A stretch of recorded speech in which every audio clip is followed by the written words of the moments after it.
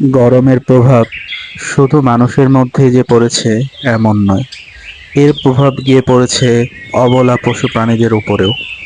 আজকের তাপমাত্রা সর্বোচ্চ দিনাজপুরে রেকর্ড করা হয়েছে 38.6 ডিগ্রি সেলসিয়াস।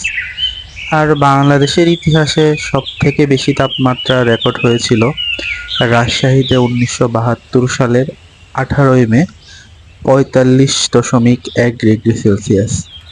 গরমের তীব্রতা এই দাব যখন মাত্রই কৃষক তাদের গলার দড়িটি ছেড়ে দিয়েছে, সারাদিনের তীব্র রোদে তৃষ্ণার্ত প্রাণীগুলি ছুটে এসেছে এই হ্রদের ধারে। এখানেই তারা তাদের তৃষ্ণা মেটাচ্ছে। দেখুন প্রাণ ভরে তাদের তৃষ্ণা মেটানোর দৃশ্য।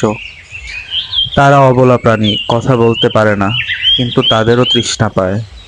সৃষ্টিকর্তা সকল মানুষের জন্য যেরকম রিজিকের ব্যবস্থা করেন, ঠিক তেমনি সকল প্রাণীর রিজিকের ব্যবস্থাও তিনিই করেন।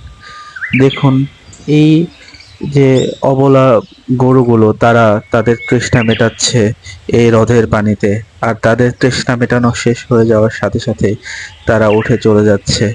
আর যেই মাত্র তাদের মালিক কৃষক তাদের নির্দেশনা দিচ্ছে, যেভাবে যেতে বলছে সেভাবেই তারা তাকে অনুসরণ করে সামনে এগিয়ে যাচ্ছে।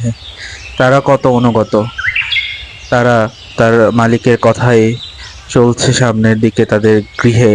সারাদিনের তপ্ত রোদে তাদের আহার শেষ করে তারা তাদের গৃহের পথে ছুটে চলেছে। এই আমাদের গ্রাম বাংলার অপরূপ দৃশ্য।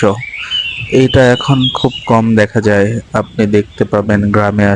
গ্রামের এরকম অপরূপ দৃশ্য দেখতে চাইলে আপনি আমার পেজটিকে ফলো এবং সাবস্ক্রাইব করে রাখবেন। ধন্যবাদ।